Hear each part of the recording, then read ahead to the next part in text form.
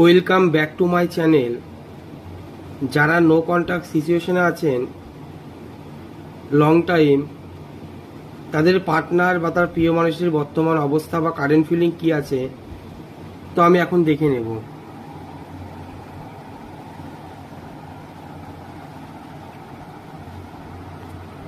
তো আমি এখান থেকে একটি কার্ড তুলব। এই যে দেখুন, এই কার্ডটি উঠেছে, এটা হলো একটা পজিটিভ কার্ড বা ইয়েস কার্ড, 4 অফ কাপস।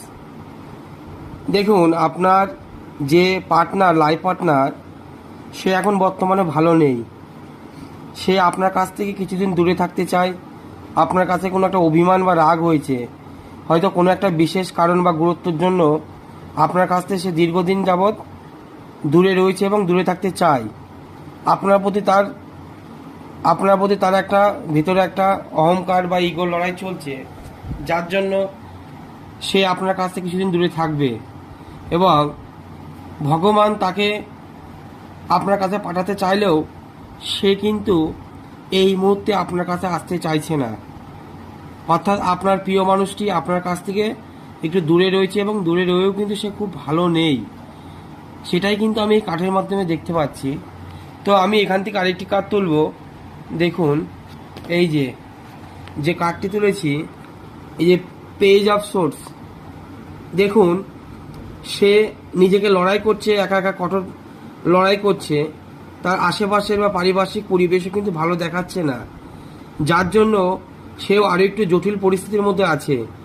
সে অনেক স্ট্রাগল করছে লাইফে এবং তার আশেপাশের আবহাওয়াটাও তাকে সঙ্গ দিচ্ছে না, যার জন্য আপনার কাছ থেকে সে দূরে যেতে আরও বেশি দূরে গিয়ে আরও বেশি নিজেকে বড্ড একা মনে করছে। কিন্তু একা মনে করলেও এই মুহূর্তে আপনার কাছে সে আসবে না। দেখুন, আমি আর একটা কার্ডের মাধ্যমে দেখে নেব। এই দেখুন, এই যে কার্ড, এই যে এটা পজিটিভ বা ইয়েস কার্ড, 9 অফ পেন্টাকেলস।